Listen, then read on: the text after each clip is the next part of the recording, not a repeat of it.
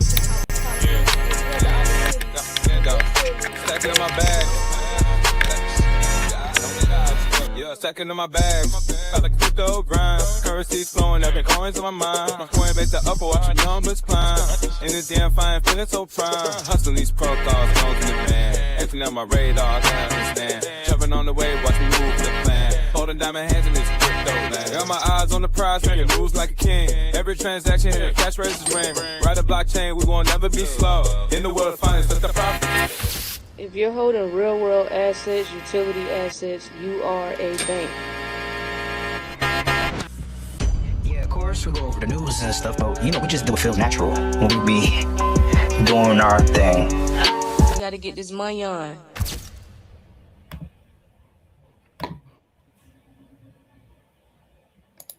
Yo, what up? What's good? What's good? DJ Sir said my favorite song. We need that on Spotify and all music platforms. Hey man, we might have to look into that. What's good, everybody? Everybody come on in, double tap the screen. Give everybody a chance to get in here. Let's run the likes up. Y'all already know what time it is. Let's run the likes up. We did good yesterday on TikTok. I know we got over 100K likes, so let's keep that up. Let's keep it up. We did. What's good, Mr. Nobody? What's good, Easy? What it do? Everybody come on in, double tap the screen. Double tap the screen. You know what I'm saying? Everybody come on in. We got some articles and stuff to go over, man. Damn, you might have to go in the in that receipt folder today, D. What's that? Might have to go in that receipt folder today because I could have sworn they told XRP holders, some years ago we was crazy for believing that they was working with Amazon when it was a whole they had a whole little presentation. Oh yeah. about XRP and Amazon. So but yeah, it says Ripple explores Amazon AI to upgrade the XRP ledger. Well. What do we have here? Damn. So I know y'all like seeing stuff in black and white for some, slow reason. So, you gotta be able to put stuff together because they're not gonna make it easy. If it was easy, man, if it was easy, everybody would be doing it, gang. So but yeah, everybody come on in, double tap the screen. Appreciate y'all joining the live. Make sure you double tap as you're coming in. Make sure you hit that like button on the way in over there on YouTube. Make sure y'all hit that like button. Share the live out. Make sure y'all reposting the live. Hit that reposting button. Y'all already know what's good. What's good? Everybody come on in, tap in with us. We got some news and stuff to go over. Man, market quiet. I like when it's quiet. Because that's when it shows who, who really dedicated, who really want to be here, and who just here for the hype. It kind of separates the audience from, who just here off hype and who just really here because they really trying to get this knowledge and get these updates and, do whatever they need to do. So, yeah, y'all come on in, double tap the screen, man.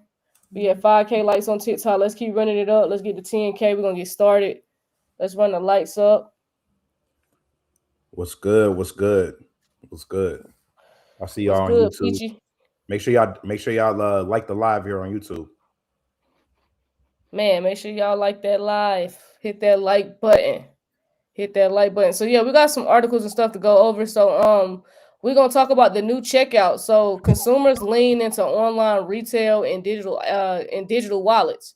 So yeah, they leaning into digital wallets, and so digital wallets is getting ready to explode. Of course, we're gonna talk about Ripple exploring Amazon AI to upgrade the XRPL.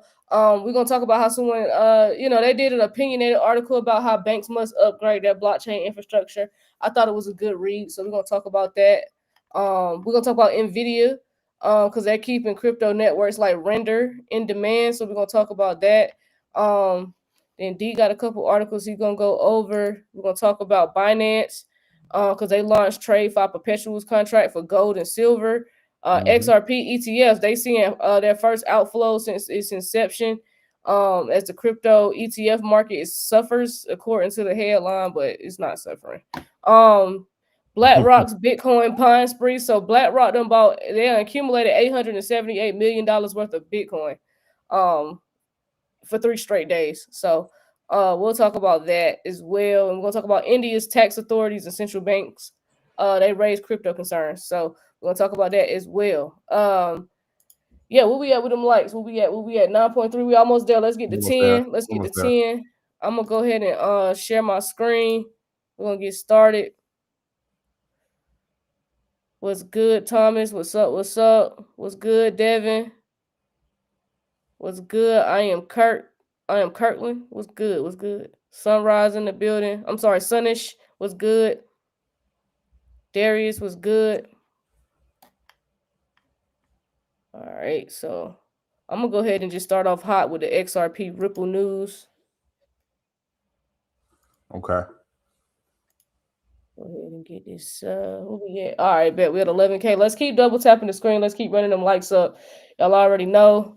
Gotta get on this algorithm. Restream, already ain't helping. They're not helping our cause. I mean, yo, that's why we need y'all to keep, double tapping the screen, sharing the live, man. That's that layout. Every that layout fire though. That layout fire. Yeah, that layout is fire. So let's talk about it, y'all. Let's talk about XRP and Amazon because, man, if this had came out 3 or 4 years ago, I'd be mad hype right now. But I'm so desensitized. And I'm like, okay, but no, this is really bullish news. Right. Yeah, this is good news though. You know what I'm saying? I called Kurt and told him about it. He like, duh, I knew this since, they've been working together since 2016. They've been testing this shit.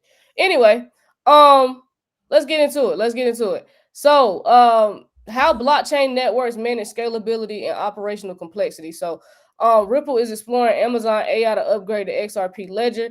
So Ripple is exploring a possible technical integration with Amazon Web Services to use Amazon Bedrock's AI tools on the XRPL.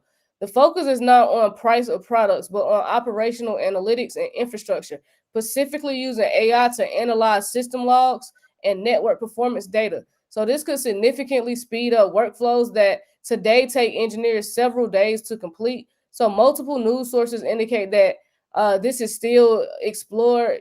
They're basically still exploring or in a testing phase rather than a fully launched product or announcement from either side. Y'all, they're announcing it and telling you, then they're using it. It's already done. They tested it. They know it works.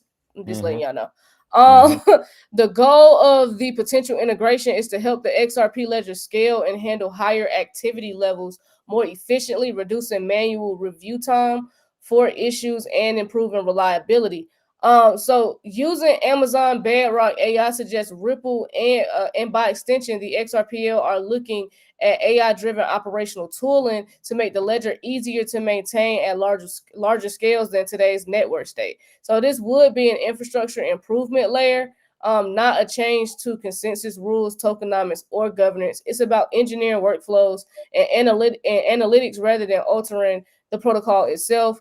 The fact that this involves AWS's AI platform rather than an internal Ripple-built solution indicates a hybrid model where blockchain technology leverages cloud-based AI for performance insights.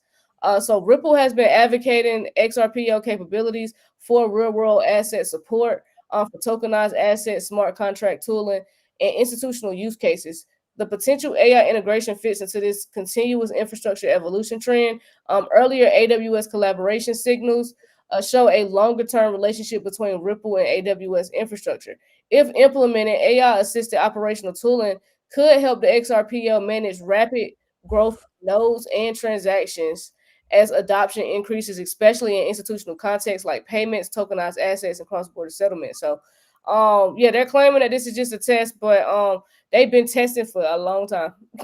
They know this shit works. I wouldn't be surprised if they was already using it. No.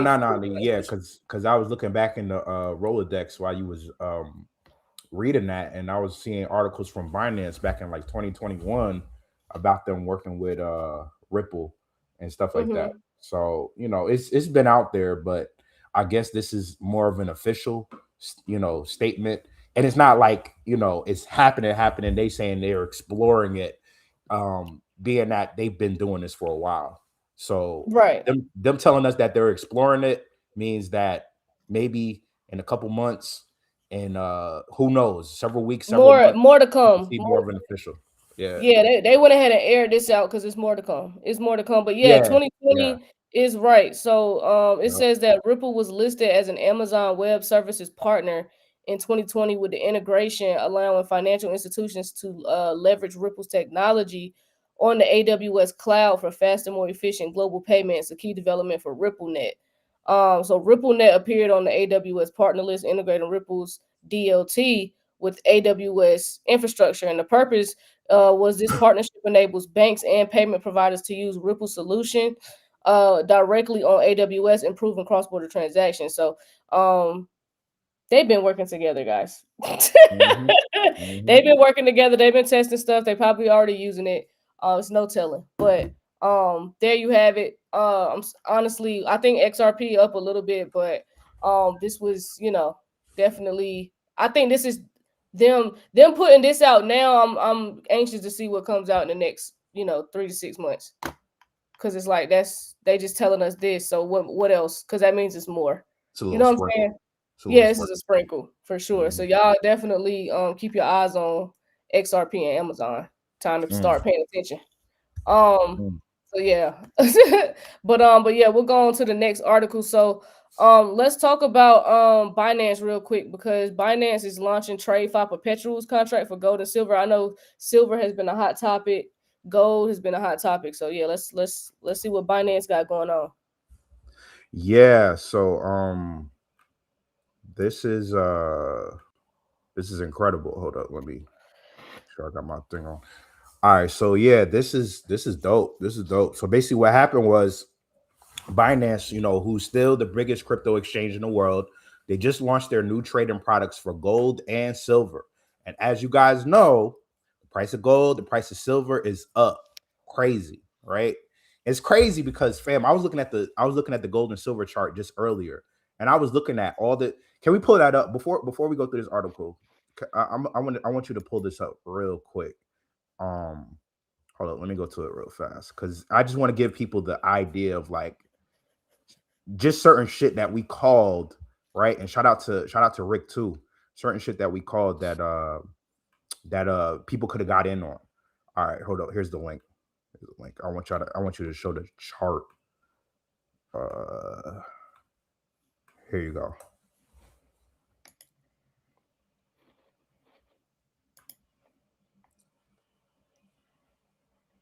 All right. And then go to all or 5 year. Go to 5 year. Go to 5 year. Look how low silver was compared to where it is now. For mad long. It was in the 20s. You talking about 20? Ever since we've been going live, it's been in the what? The 20s. This is in 2023. It's $20, $25, 19 right here. 2022. Yep. Yep. So if you've been rocking with us, you already know that this was another play. Just beyond. I'm just saying. And now it's sitting at $76. Whew.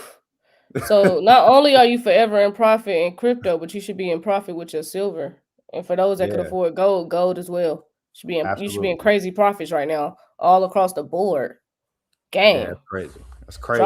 Drop a fire in the chat for being in profit.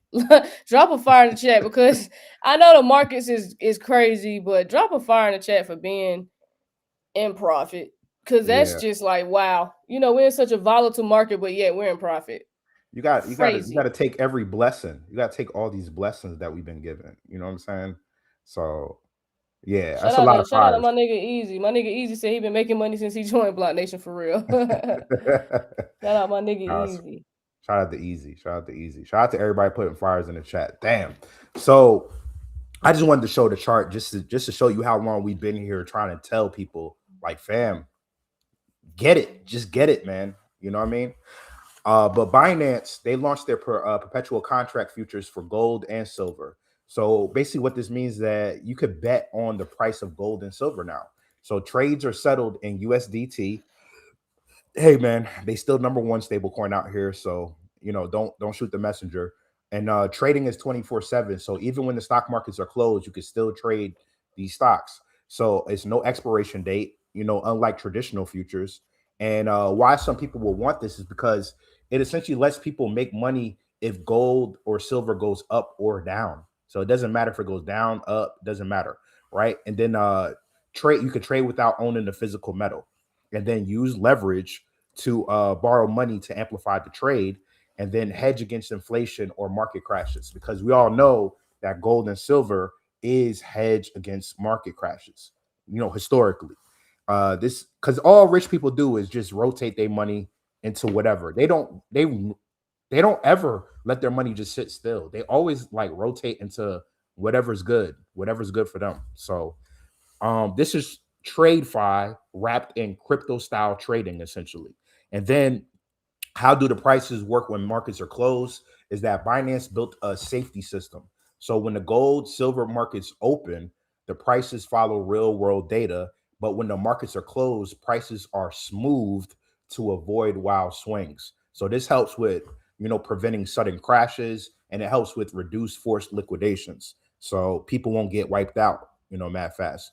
Is this regulated? Yes. These products are offered in Abu Dhabi global market regulation. This is important because they're not random or unregulated, and institutions are more likely to trust and use them. You know, in the big picture of things, crypto is absorbing traditional finance, and then crypto exchanges aren't just about Bitcoin anymore. Crypto exchanges aren't just about Bitcoin anymore. That's something I really wanted to highlight. They're becoming global financial platforms for other cryptocurrencies, gold, silver, stocks, bonds, everything, everything. You know, eventually it'll be a hub for currencies as well. So, you know, people could this could be an alternative for people if you don't want to hold the physical asset. You know what I'm saying? We always tell you, you know, go to the source, get the physical gold, get the physical silver if you can, get the physical, you know, get the crypto token, get the asset if you can. But if you know you want to do an alternative route, this may be an alternative route for you. So Binance, if you qualify, because I know Binance is not available here in the United States where we live, but if you're outside of the United States, this may be an option for you. For sure, for sure. Okay, okay. Man, shout out to Binance for being innovative. Yeah, yeah. I mean, they got to do something. They continue to do stuff to keep that number one slot for now. Oh no, that's a fact. That's a fact. Um, okay, so we got some Nvidia news as well. What's going on with them? Yeah, so who's Vera Rubin? Vera Rubin, is that the CEO? Anyway, Nvidia's Vera Yeah. Rubin Mhm. slashes AI costs, challenging decentralized GPU networks like Render that thrive in scarce and underused computing power. So basically it keeps keeping crypto networks like Render in demand. So we're gonna talk about it. We're gonna talk about it. So Nvidia launched this new AI computing platform. Is it called Vera Rubin? At Oh, CES okay. 2026. Okay, so it's a next generation architecture designed to improve the efficiency of training and running advanced AI models. So the article is highlighting that although Vera Rubin could reduce compute costs at scale, this change may impact decentralized GPU linked crypto networks like Render, Akash, and Golem, GOLEM. Because many of these rely on the idea that GPU compute is scarce and expensive. So Rust and Akash and Golem, I don't know if I'm saying that right, but they are blockchain-based compute markets that aggregate unused GPU resources and sell them for compute tasks such as rendering or AI jobs. So despite potential cost efficiencies from Vera Rubin, historical patterns show that when compute becomes cheaper, demand often increases overall, which could sustain interest in decentralized networks offering flexible GPU access. So the article notes that GPU scarcity persists because of supply constraints on key components like high bandwidth memory, which can continue to support the market for alternative compute providers. So Vera Rubin is an AI infrastructure upgrade that could make large scale AI training and And more efficient and potentially cheaper for hyperscale data centers or enterprises. So for crypto-related compute networks, the economics could shift on one hand. If hyperscale AI compute becomes more affordable, the value proposition of decentralized GPU markets could be affected. On the other hand, real-world history suggests cheaper compute often leads to more overall usage, not less, meaning decentralized networks might might tap into new or expanded workloads outside large data centers. The scarcity of high-end GPU components remains relevant, so it means decentralized networks can still serve workloads that don't require top-tier hardware or long-term contracts. So AI and crypto are increasingly intertwined.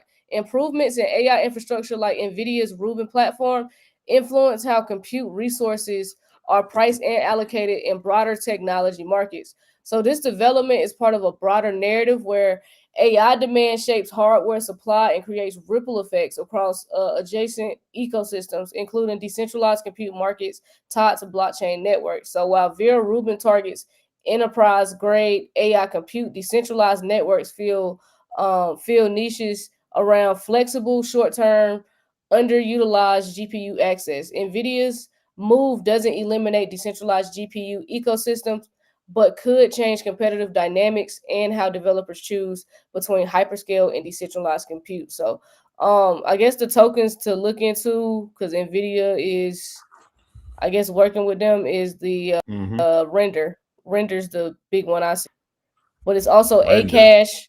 Yeah, Render, and it's also Akash, spelled Akash, and Golem is spelled Golem. But we've all heard of Render though. Yeah. So Yeah. yeah, those just some assets to look into. That's why I wanted to go over it, because like Nvidia may be utilizing those. Not too sure. I don't know too much about them, so do your own research on those. Not financial advice. But yeah, shout out to Nvidia for definitely pointing out how AI and crypto are increasingly intertwined, because I don't think a lot of people understand that. They're not grasping it. All they, niggas want to buy Bitcoin and they don't even understand what the hell really going on. So yeah. Nah, they definitely don't. It's jokers outside that really still don't understand what's going on at all, fam. Like I was just talking to my cousin about this shit, because you know how we are. We don't. Trump could say, he's about to, have clean air, clean water, and healthy food. People still don't give a fuck. You know what I'm saying?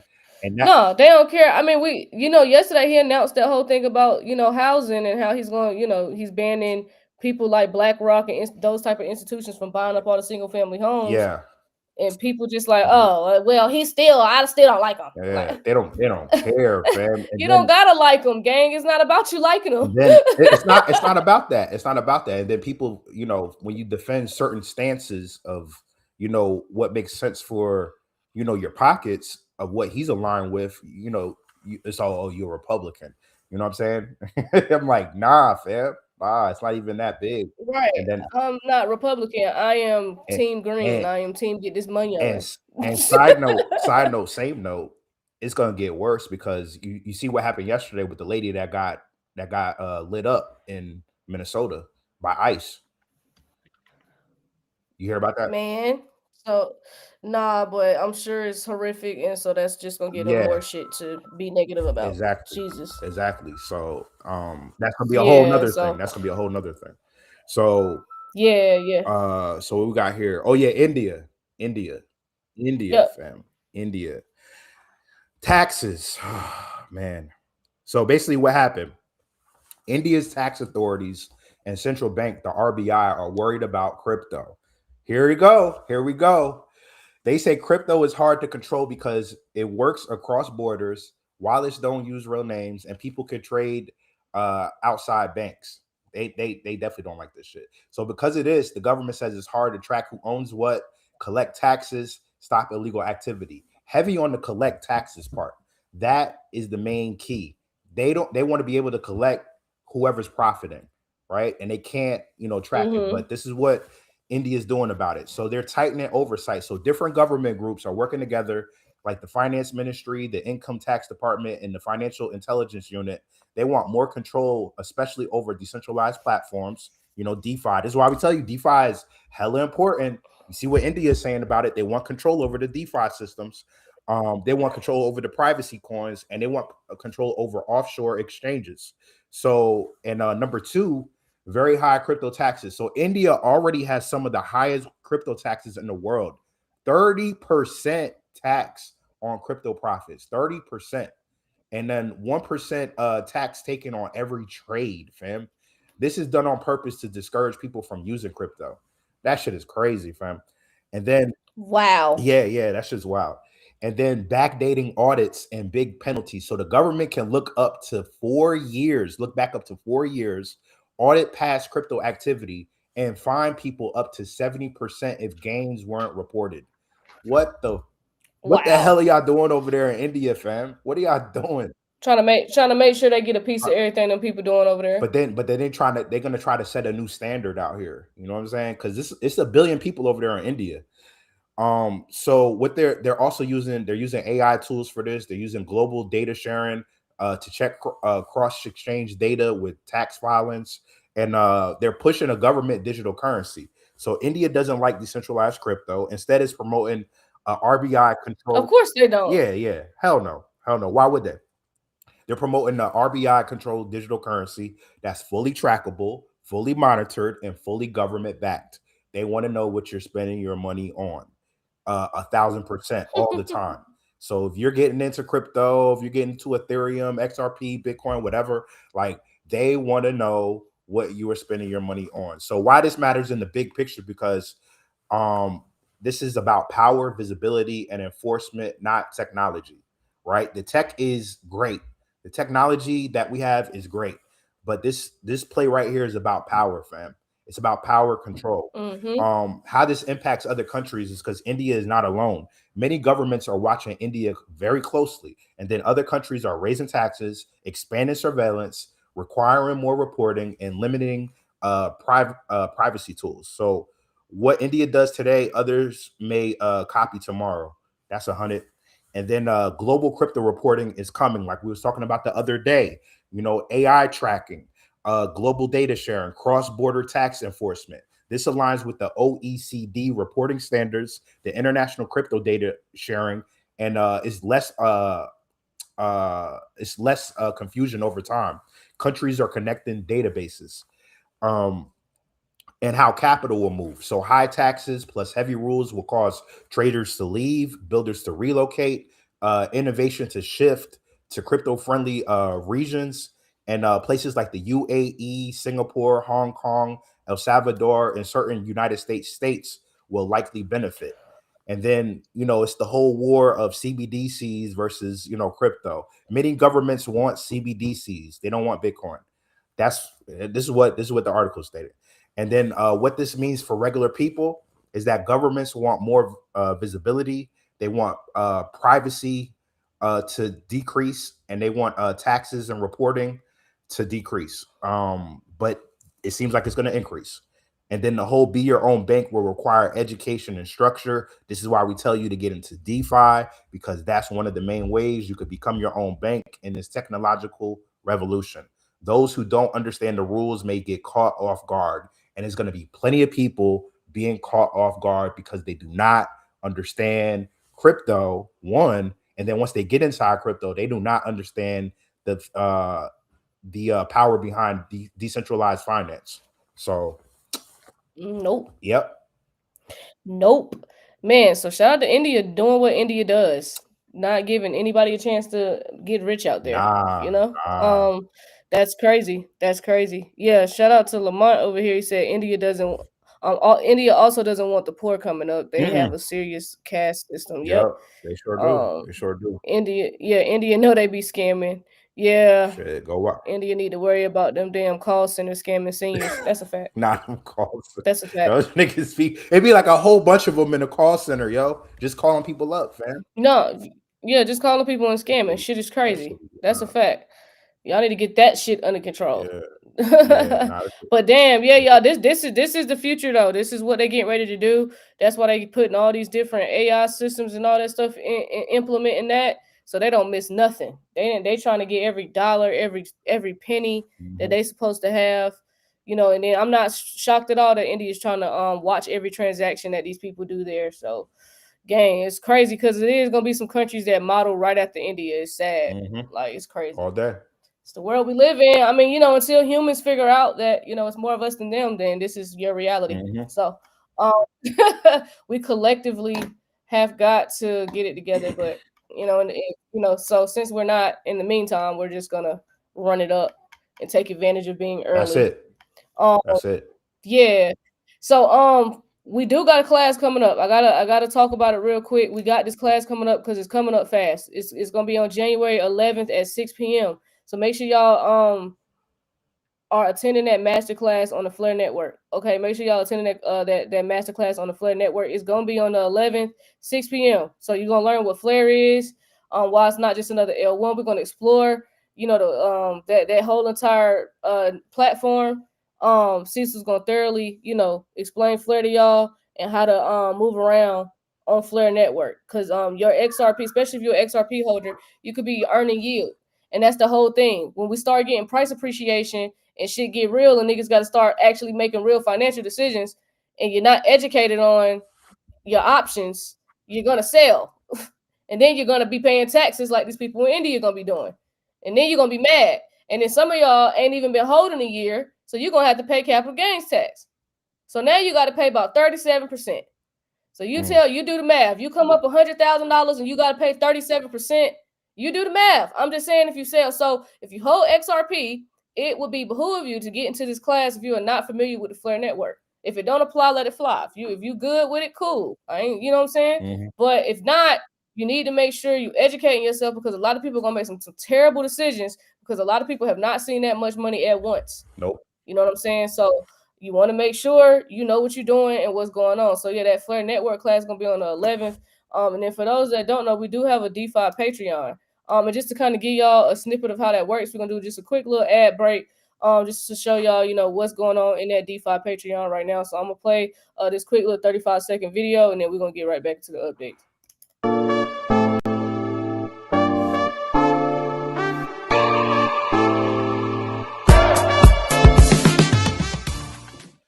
Okay, welcome back to BlockNation DeFi. You know, most people think the metaverse is about avatars and VR headsets and digital land, but in DeFi, the metaverse is something much, much bigger. And in today's video breakdown, you're going to learn how the top metaverse tokens are not just gaming coins, they're liquidity assets, yield engines, and capital routers inside the decentralized finance. Ooh. Okay. Yeah. Yeah. We getting all the monies. All the monies. We're not playing. On to the next. Y'all wild in the comments. We not playing. Y'all wild in the comments. Some jokers say they be talking to them jokers at the call center. They said they'll be giving out my card number 1, 2, 3, 4, 5, 6, 7, 8. Yo, y'all wild.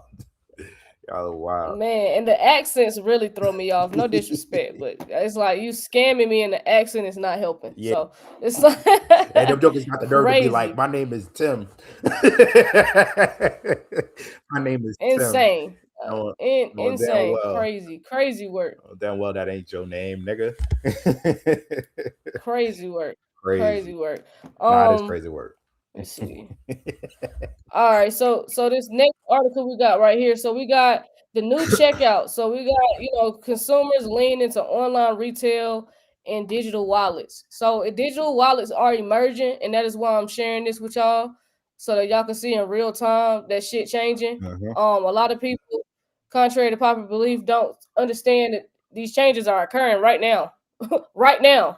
So yeah, let's talk about it though. So you know how digital payment habits are evolving in a strained economy. So what the article is talking about, so the payment reports finds that many U.S. consumers are under significant financial stress due to the inflation, rising costs, and economic pressure, with certain groups like younger generations and parents particularly affected. Financially stressed consumers are more likely to shop online and tend to spend more per online transaction, possibly to consolidate purchases, reduce shipping costs, or take advantage of deals. So digital wallets, mobile or virtual wallet apps that store payment credentials, and often offer budgeting or credit features are seeing increased use. Wow, especially among consumers under financial stress and among younger demographics. So usage of digital wallets has risen both in store and online, with a higher adoption in certain categories. So wallet use for in-store retail grew faster than online, while the groceries while for groceries the opposite was true. So high stress consumers are more than twice as likely to use digital wallets for purchases compared with low stress consumers, suggesting shifting payment preferences due to economic conditions. So what it likely means is financial strain is influencing payment behavior. So people under stress are adopting digital wallets not only for convenience, but potentially because these tools offer features like buy now, pay later plans or real-time spending insights that help manage tight budgets. So online retail preferences may shift toward merchants perceived as offering better value or visibility into costs, with some consumers making larger, less frequent online purchases to reduce overall expenses. So growth in digital wallets might reflect both economic necessity and technology comfort among younger cohorts, potentially accelerating to the broader trend toward digital payment ecosystems. So this consumer payment trend ties into broader shifts in digital finance and fintech adoption seen across the economies. Digital wallets, BNPL, and virtual payment tools are increasingly seen not just as convenience products, but as budget and credit management tools during periods of economic pressure. So the rise in digital wallet adoption echo findings from other payments and industry reports showing increasing usage of mobile wallets in e-commerce and retail, where convenience and budgeting features matter for purchase decisions. And payment preference shifts, so towards digital wallets and integrated solutions, can influence how companies think about payments infrastructure, loyalty programs, checkout optimization, and merchant partnerships. So broader economic conditions intersect with payments behavior. Consumers may choose payment methods that offer flexibility, like buy now, pay later, or wallet linked credit. So when traditional credit use is less attractive or available, and that's a fact. It's people out here got to put their groceries on 4 payments because it's just so expensive. It's so high. No, it is. It's crazy out here. So I just wanted to point that out to y'all for sure. Guarantee you, if Trump gets gas prices down to $1.80, $1.65, they'll love Trump. Because when gas goes down, everything else goes down. Glad we cut Venezuela. Yeah. We'll see how quickly they can get the gas prices down. That's the thing. How long is it going to take for them to get the prices down? So hopefully we get them down before people got to go vote for midterms. Because I'm telling you now, if they don't win midterms, everything he's done the last 2 years is going to be for nothing because the Democrats going to reverse all that shit. Well, at least most of it. It's like it's sad, but that's just what it is. I remember when I used to really look at gas prices, like, oh, okay, this one. Nowadays, I'm gonna just go to this station. You know what I'm saying? Like, I don't even. Yeah, I take my ass to Sam's Club. Take my ass right to Sam's Club. or Sam's Club. You know, if I don't want to go too far, because you know what I'm saying. But now they got the gas stations at the WalMarts now, yo. Yeah. They do. So, but yeah, man, this is digital wallets is taking off because people is in financial stress. So that's how you know all this shit was done intentionally to get people on to this new way of like owning nothing and being happy. Starve you out. Like the inflation, to starve you out. The inflation, the rising costs, the economic pressures was all intentional, and that's the saddest part about it. Also, that they could bring in this new system, but it's wicked out here. It's wicked out here. So y'all gonna see digital wallets gonna keep emerging. I keep telling y'all, I wouldn't be surprised if it's this year or next year, but you're gonna have a digital wallet on your banking app soon if you don't already.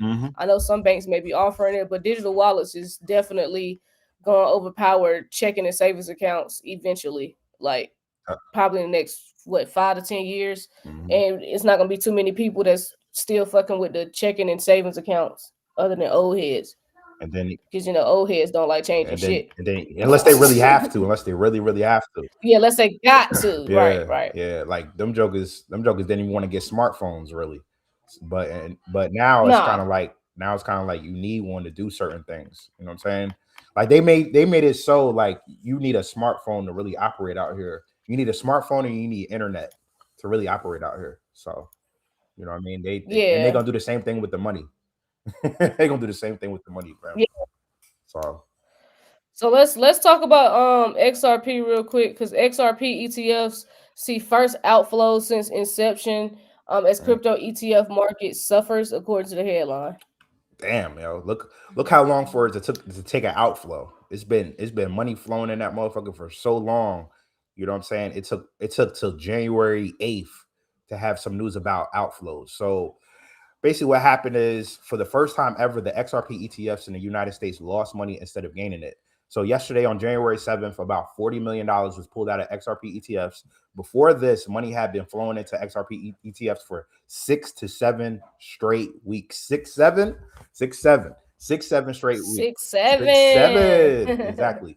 So if you don't know what an ETF is, an ETF lets people invest in crypto without buying the coin directly. Of course, the big investors love the ETFs because they're regulated and easier to manage. So why did XRP lose money? Because most of the outflows came from one fund. So 21 shares XRP ETF. That ETF alone lost 47 million, and other XRP ETFs either lost nothing or actually gained a little bit of money.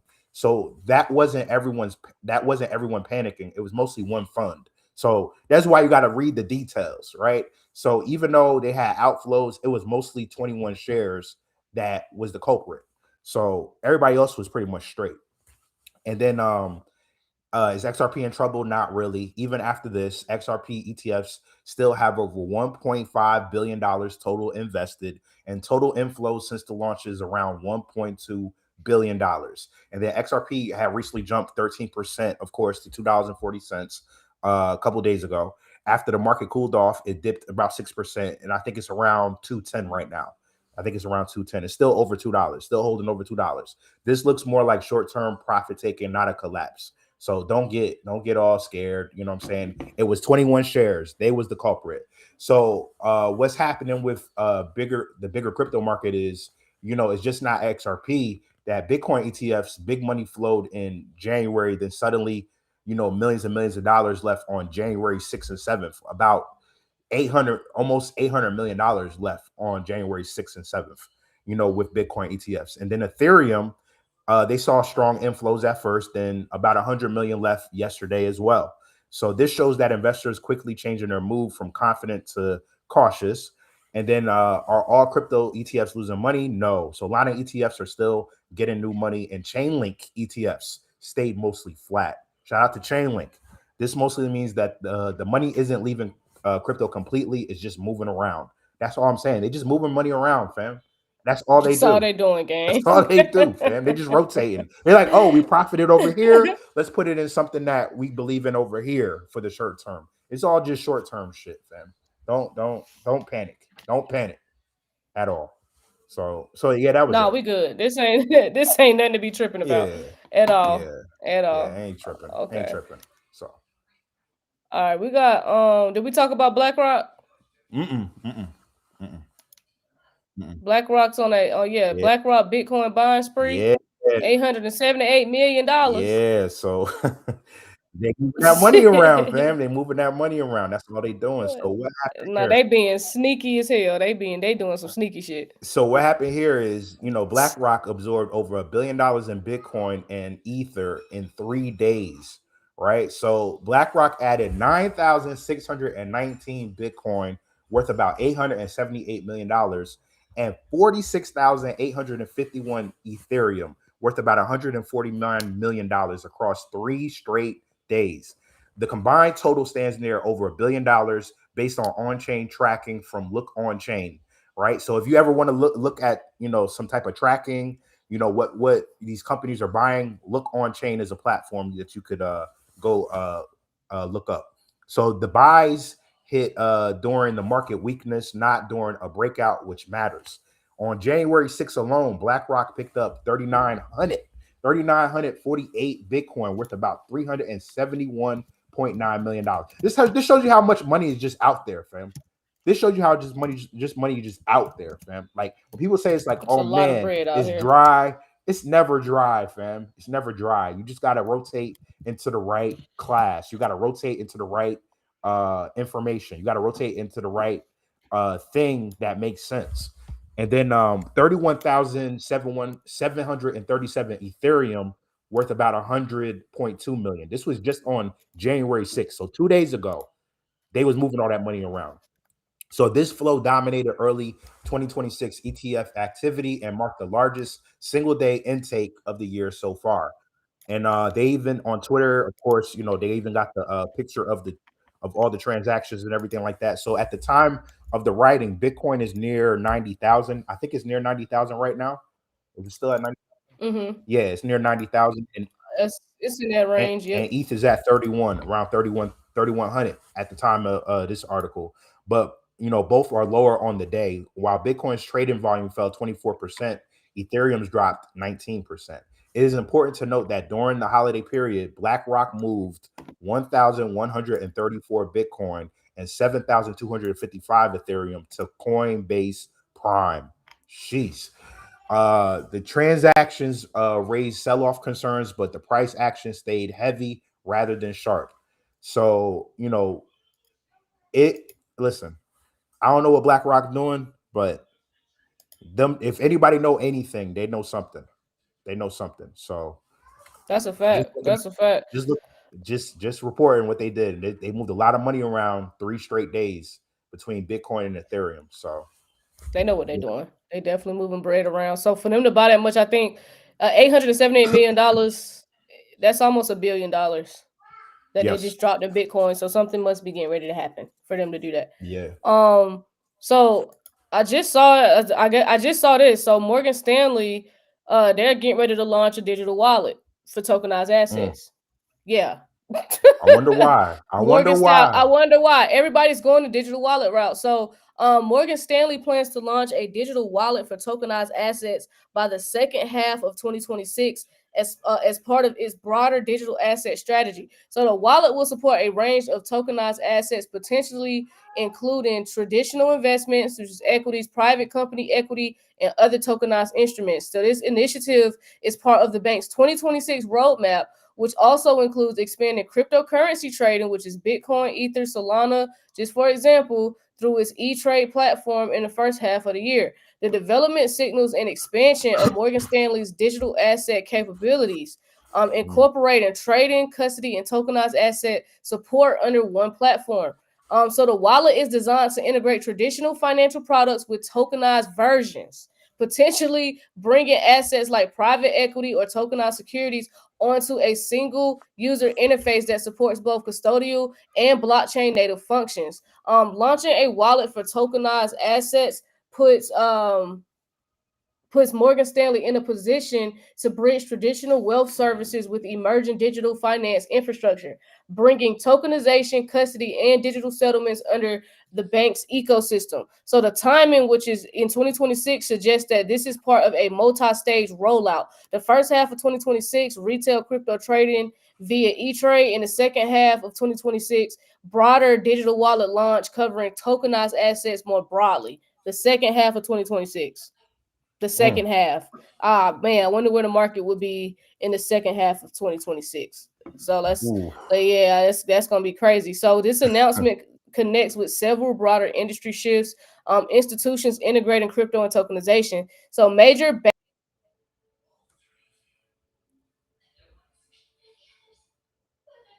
and blockchain native assets, Morgan Stanley crypto ETFs, and expanding trading services, retail accessibility via brokerage platforms, partnering with infrastructure providers like Zero Hash to offer Bitcoin, Ether, and Solana trading on E-Trade positions, Morgan Stanley into the evolving retail digital asset ecosystem, and then tokenized asset infrastructure growth as well. So the introduction of a wallet capable of handling tokenized equity and other assets aligns with the broader trend of real-world assets, real-world asset tokenization. discussed across industry forecasts for 2026. So this development sits alongside other regulatory and infrastructure changes, such as banks exploring blockchain rails, SEC evolution on crypto rules, and institutional products illustrating how traditional finance is incorporating digital asset technology at scale. So the future is definitely tokenization. Definitely been telling y'all this shit since 2023. It's definitely happening. 2026, yeah, it's a lot happening this year.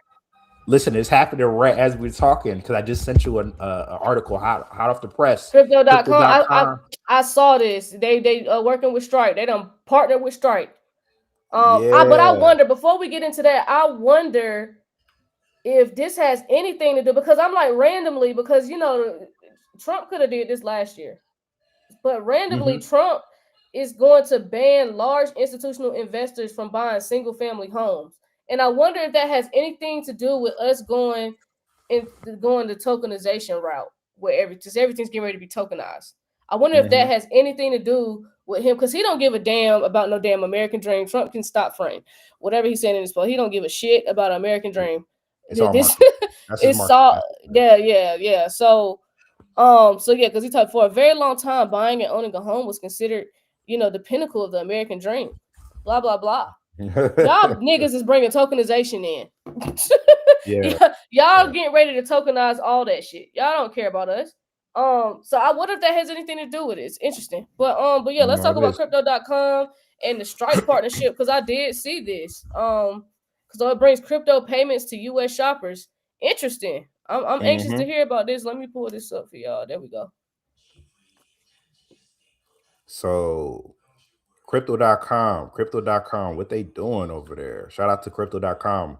Crypto.com and Stripe's partnership is bringing cryptocurrency payments into everyday online shopping in the United States. This will give customers a way to pay directly with their digital assets.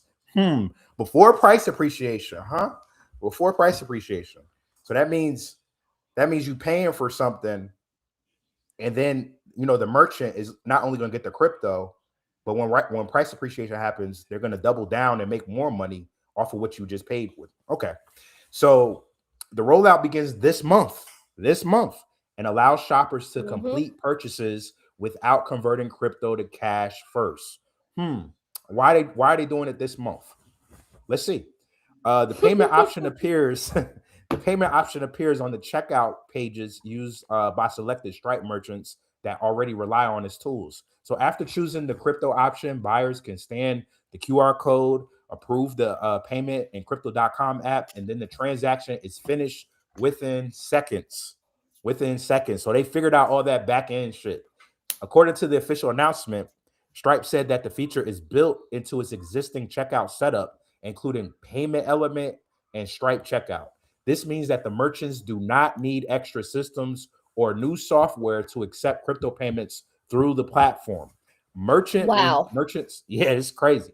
Merchants receive funds through Stripe's normal settlement process, keeping records alongside, card and wallet payments.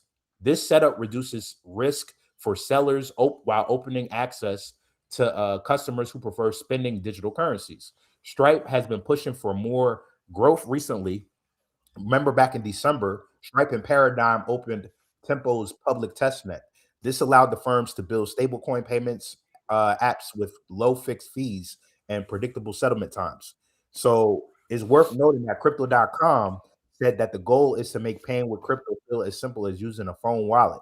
And then the company's payments head for the Americans, Joe Enzores, said that the deal helps users turn stored assets into real purchases. Crypto.com and Stripe's partnership comes in as interest in crypto payments is just going to keep growing across the country, essentially. And then more companies are exploring digital assets as part of the daily spending, not just investing or trading.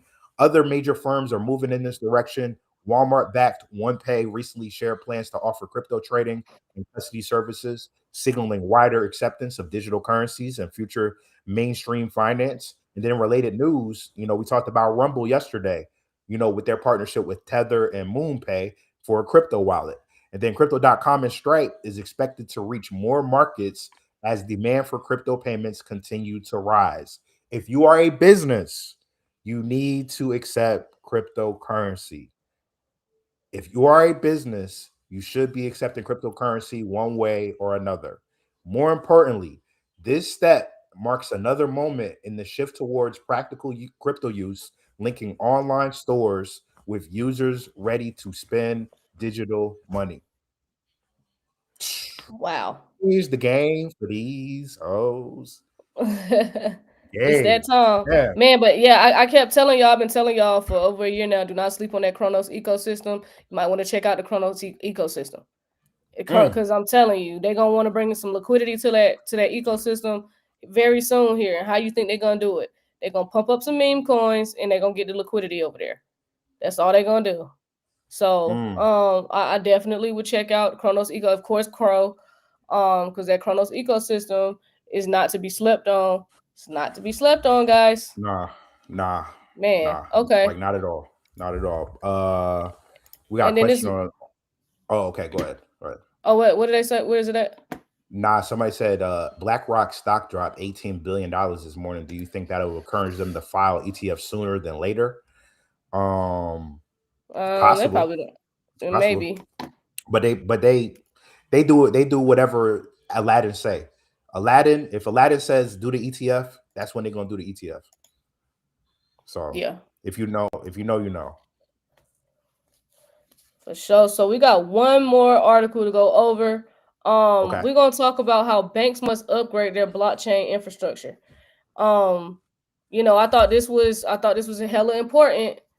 Because some of these institutions ain't gonna make it. Some of these institutions they can't afford it. Some of these institutions ain't gonna make it. But I thought this was a really good article.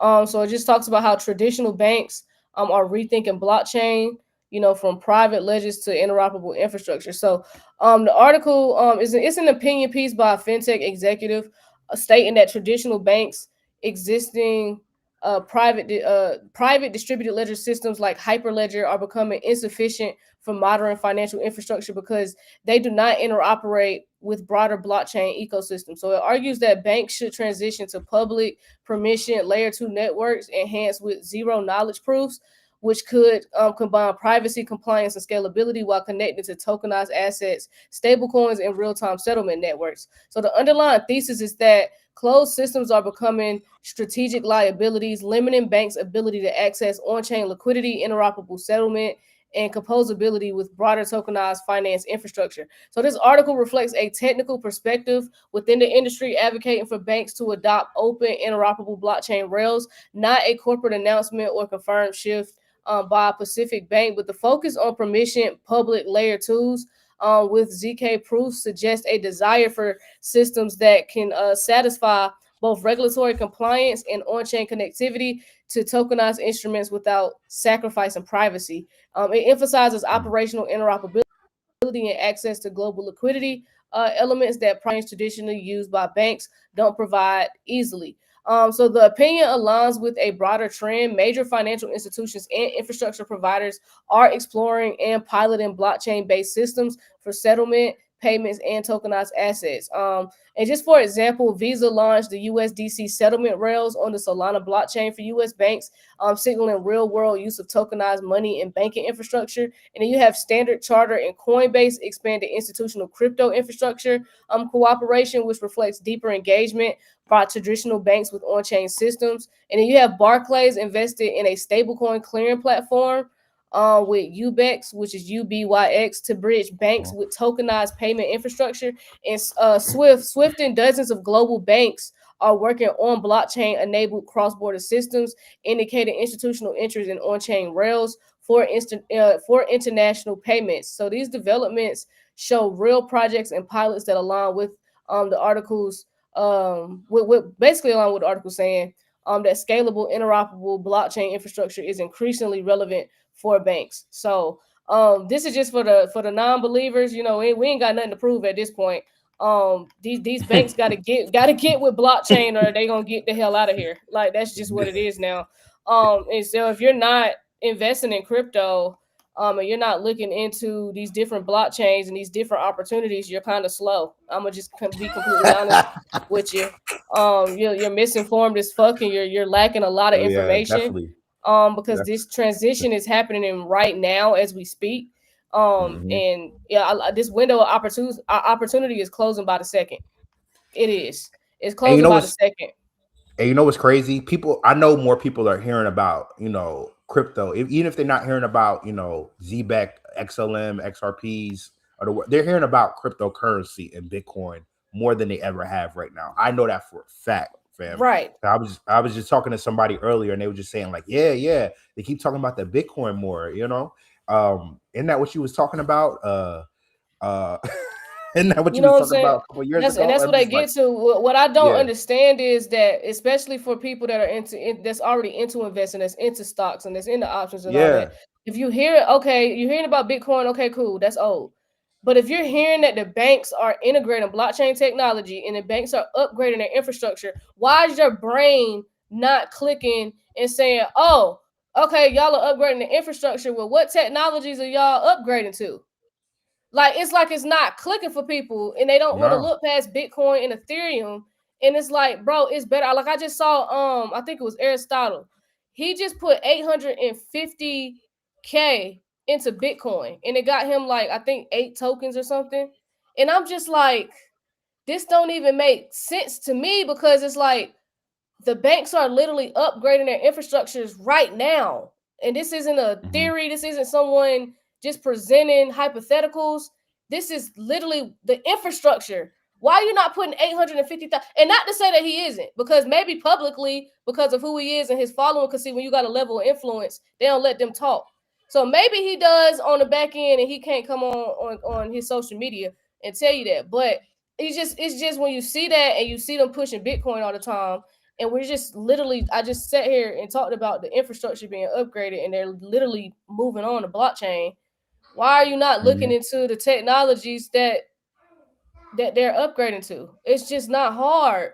Like, it doesn't, all I'm saying is you didn't have to be a straight A student. You didn't even have to be an honor roll, AB honor roll student to figure this out.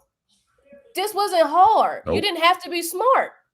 That's all I'm saying. Yeah, you got to be smart to break down the tech and explain it, and what this tech does, and what this technology is going to do, what this asset is going to do. Like, yeah, that's the nerdy shit. But the question, and then what you want, and as far as you want to take it, is in trying to inform yourself on what the technology is as far as going in depth. Nigga, all you had to ask was, okay, so if y'all updating the infrastructure, then what companies I need to be investing in? And then Ripple's going to pop up. Zenfin's going to pop up. Algorand's going to pop up. Quant's going to pop up. What are we talking? Stellar's gonna pop up. What are we talking about? It's what DJ Serve just said. He said they too lazy to figure it out.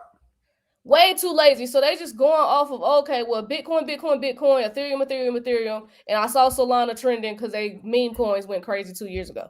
So I'll get that. And then they'll look at, and then they'll, but they'll look at the price and be like, it ain't even about the price, D. The saddest part about it is, if I was the run, because okay, I'm in Vegas. So let's say Aristotle decided to come to Vegas to gamble or whatever, and I run into him at a casino. Because I'm not pulling up in a Rolls Royce yet, I can't have a conversation with him and tell him, hey, bro, I don't know what you're doing on the back end. The cameras is off right now, so I don't got no camera. I don't know if you bought the infrastructure, but you put 850,000 in the Bitcoin. You might want to put that somewhere else. You can make way more. That 850,000, bro, you can make way more money off that 850K by the end of this year or by the end of 2027 than what you're going to make off 8 Bitcoins.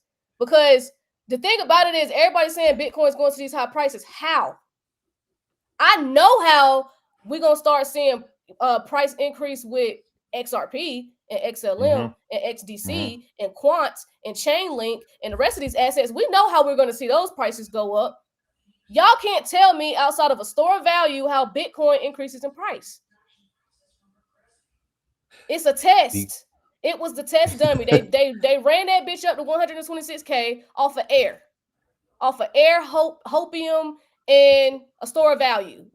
And then you got the entire banking system flipping to blockchain technology where we move quadrillions of dollars.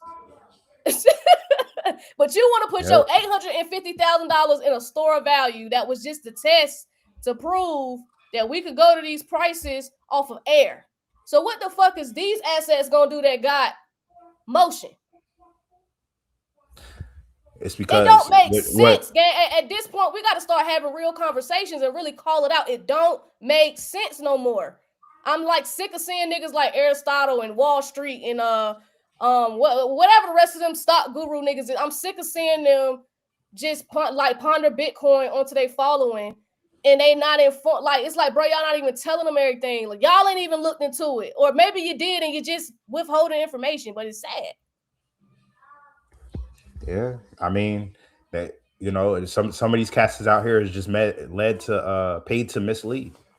You know what I'm saying? Not to say that he is, or, you know, some of these other, there is certain people out here that's paid to mislead. I know that for sure. That's a fact. They paid to mislead. They paid, and that's why you got to be careful with the niggas with money.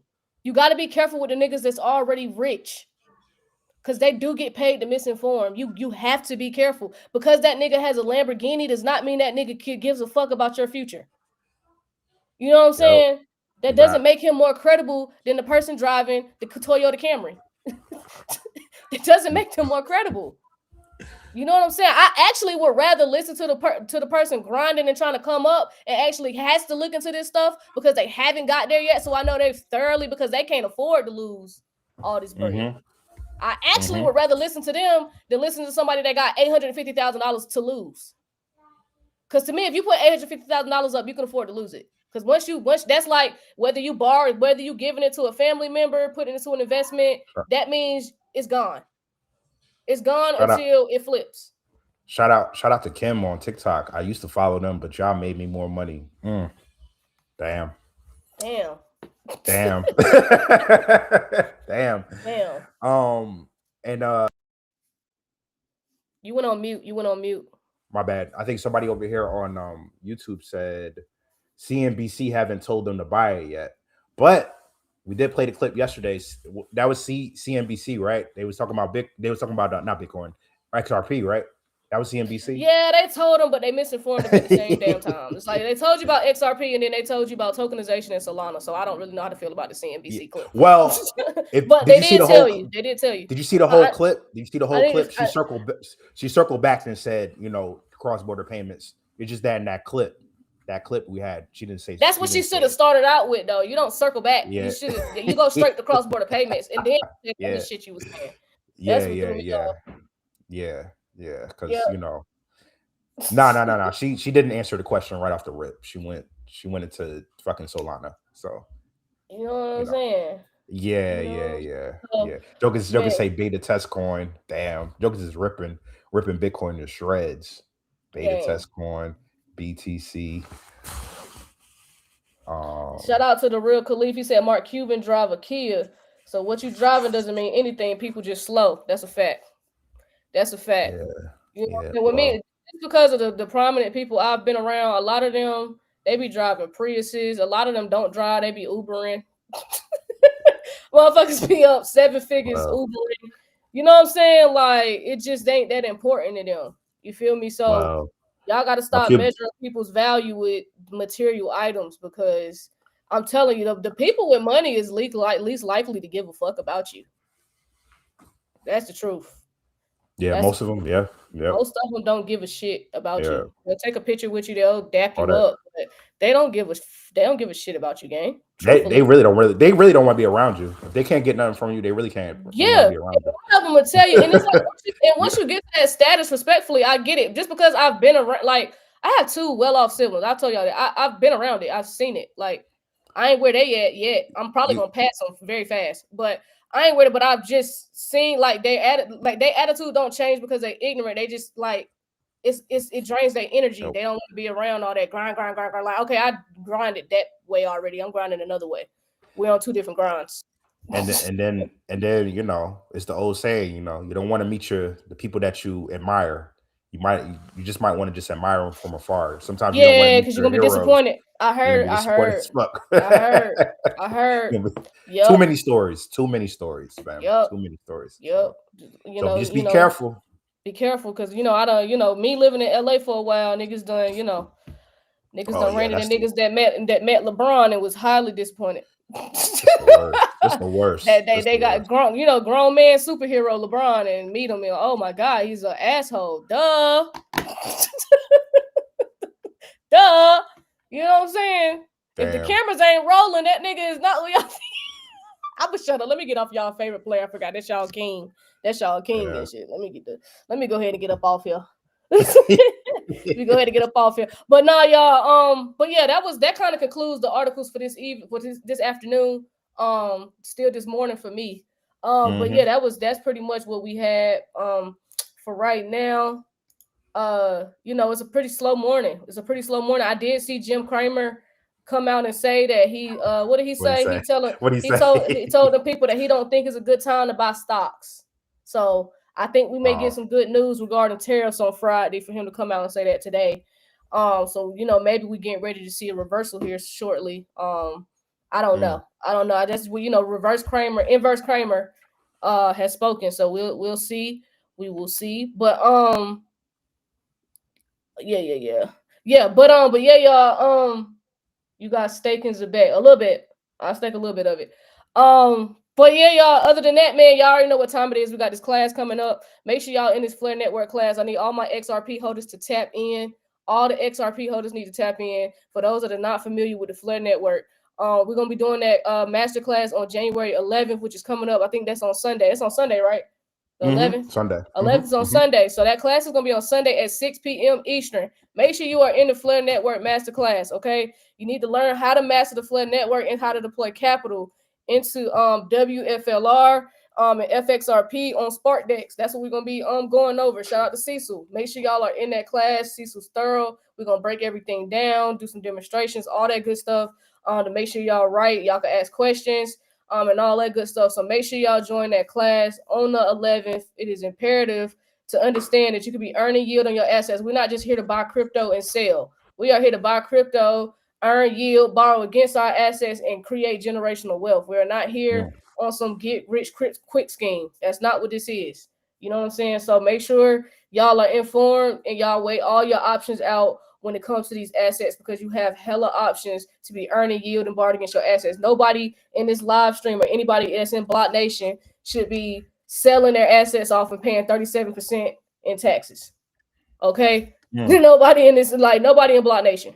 If y'all follow us or you watch the live streams, you have came across enough information via these channels. You don't even got to be in the Telegram. I mean, in the Patreons, in the DeFi or the community one, to know that you should not be selling your assets.